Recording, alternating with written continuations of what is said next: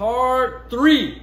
Today we're going to show you how I'm building the heat box or the laminating oven, where we're going to basically cook the limbs. After we put all the lamination of the limbs together, they're going to go in the heat box for like 4 hours. So we got to create one of those. I'm not following the instructions. I'm totally straying from it. So stick around, hit that like and subscribe, and I'm going to show you what we're doing today.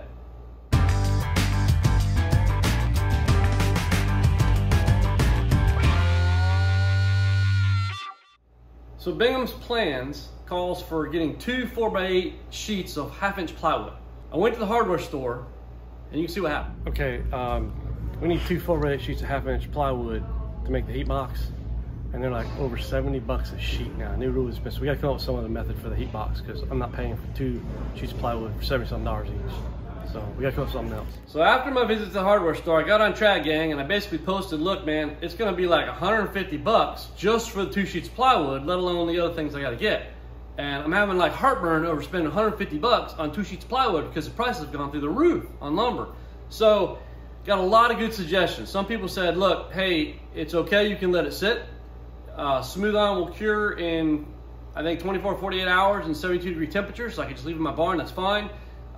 People said, put it in your car. Roll up the windows, put it in the sun, put it in your car for 4 to 8 hours. Put something down to protect from epoxy getting on your car and stuff like that. That'll heat it up. That'll act as a heating oven. Some folks said, wrap it in an electric blanket, okay? Some said you don't need the heating oven. So this is my first one. I know I'm gonna build some more, but one of the things they iterated that I take away from the idea of the heating oven is that we are using epoxy to glue the laminations of each one of these limbs together.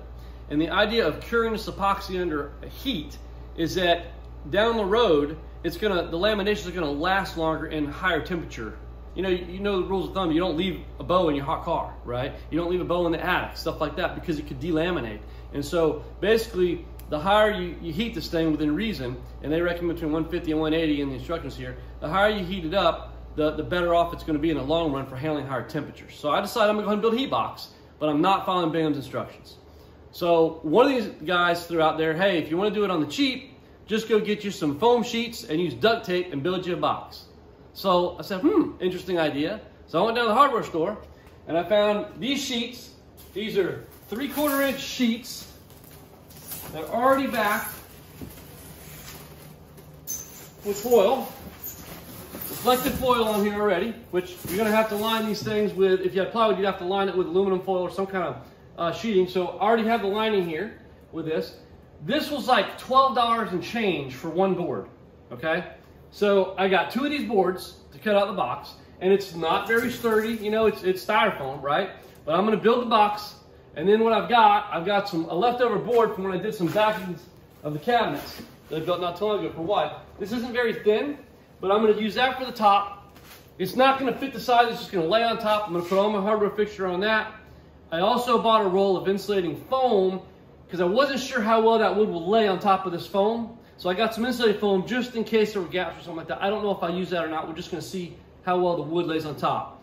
So that's my plan, okay? So we're gonna cut these pieces out. We're gonna duct tape them together, make the shape of the box. Then I'll work on the lid, see it lays on there. We'll heat her up, see if it gets the temperature good enough, and we'll go from there.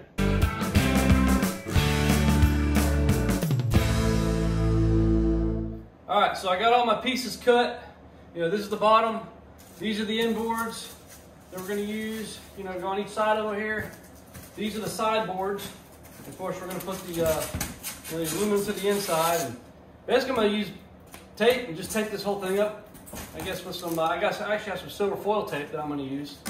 And probably tape it on the inside and the outside, and we'll figure it out as we go. Okay, so this is my bottom board. This is the side board. I laid it on the side and basically put this FlexFix duct tape just to kind of hold this together. I'm just gonna kind of piece this together like this.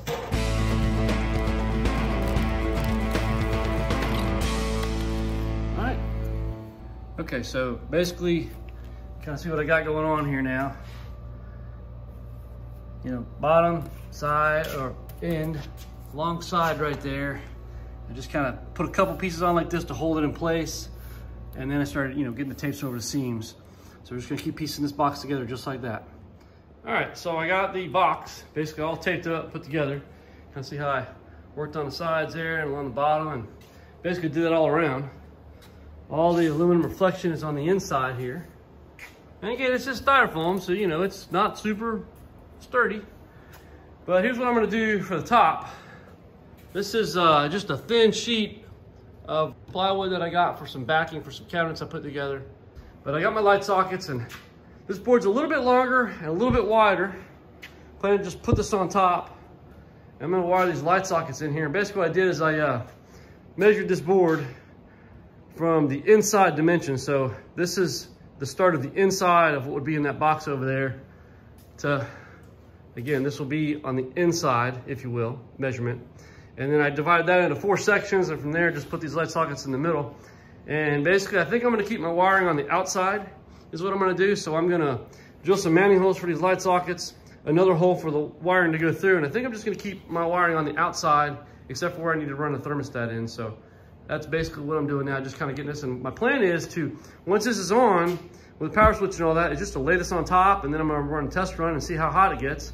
If it doesn't get hot enough, then I'll go ahead and put some foam on here as well, or some aluminum foil, and see if that's good enough. So, all right, so I've got the box all done. The only thing I have not done is taken foam insulation and put it on the underside of this really thin board I had sitting here.